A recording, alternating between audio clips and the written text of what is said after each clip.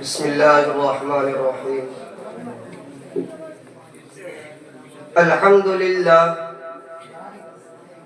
لله الذي هدانا لهذا وما كنا لنهتدي لولا أن هدانا الله.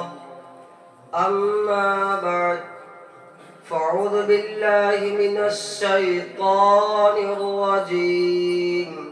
بسم الله الرحمن الرحيم.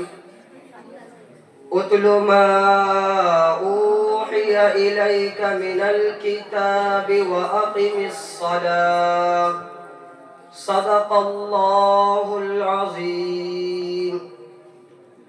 وہ ایک سجدہ جسے تو گرا سمجھتا ہے، ہزار سجدوں سے ملتا ہے آدمی کو نجات۔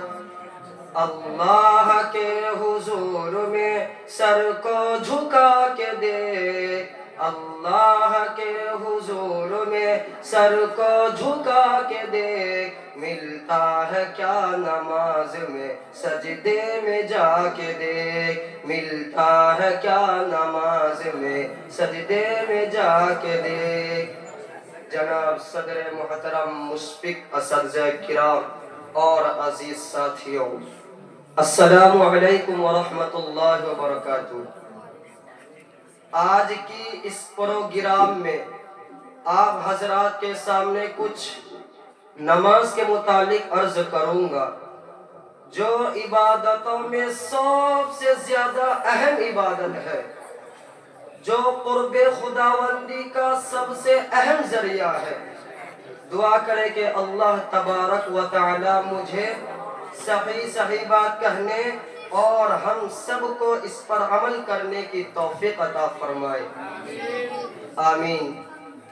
حضرات، جب قیامت قائم ہوگی، حشر کا میدان ہوگا اور تمام دنیا کے اولین و آخرین کا اجتماع ہوگا، ہر شخص عجیب و کیفیت میں مبتلا ہوگا، ہر انسان کی پیشانی عرق آلود ہوگی، نفسی کا عالم ہوگا۔ قرآن نے اس کا نقشہ عجیب انداز اور اچھوتے طرز سے کھینچا ہے۔ فرمایا یوم یفر المرء من اخیہ وامہ وابیہ وصاحبتہ وبنیہ لکل امرئ منہم یومئذ شأن یغنیہ وجوہ یومئذ مسفرہ ضاحکۃ مستبشرہ ووجوہ یومئذ علیہا غبرہ ترہقها قترہ اولئک هم الکفرۃ الفجرہ۔ اللہ اللہ، وہ دن ایسا ہوگا جس دن بھائی بھائی سے جدا ہوگا، بیٹی ماں سے بھاگے گی، باپ بیٹے سے نفرت کرے گا، شوہر بیوی سے الگ تھلگ ہوگا اور بیوی اپنے شوہر سے کوسوں دور بھاگے گی۔ غرض اس دن ہر انسان میں ایک شان بے نیازی ہوگی، ہر انسان میں ایک شان بے نیازی ہوگی، ہر شخص بے چینی و گھبراہٹ کے عالم میں مبتلا ہوگا۔ حق جل مجدہ کی بھی جانب سے یہ ارشاد ہوگا کہ آج یہاں نہ تمہاری جائیداد کام آئے گی، نہ تمہارے محلات تمہیں بچا سکیں گے، نہ تمہارے دوست احباب کا جمع غفیر بچا سکے گا۔ آج تو صرف اور صرف تمہارے اعمال کام آئیں گے، تمہاری امانت و دیانت، صداقت و روحانیت آج اس یوم الجزا سے بچا سکے گی۔ ارشاد ہوگا یہ گھڑی محشر کی ہے تو عرصہ محشر میں ہے، یہ گھڑی محشر کی ہے، یہ گھڑی محشر کی ہے تو عرصہ محشر میں غافل پیش کر غافل عمل گر کوئی دفتر میں ہے. دوستو تمام اعمال میں سے سب سے پہلے نماز ہی کا سوال کیا جائے گا اور پوچھا جائے گا کہ ہم نے تمہیں صحت و تندرستی عطا کی تھی، کیا تم نے اسے نماز کے لیے استعمال کیا یا نہیں؟ یقیناً نماز ایک اہم عبادت ہے اور دین کا اہم ستون ہے. ایک حدیث میں نبی کریم صلی اللہ علیہ وسلم نے ارشاد فرمایا نماز دین کا ستون ہے. جس نے نماز کو قائم کیا اس نے دین کو قائم رکھا. جس نے نماز کی پرواہ نہ کی وہ دین سے بے پرواہ ہو گیا. کفر اور اسلام کے درمیان نماز ہی حد فاصل ہے. حضرات نماز کی اہمیت کا اندازہ تو اس بات سے بھی لگایا جا سکتا ہے کہ بیماری میں بھی نماز معاف نہیں.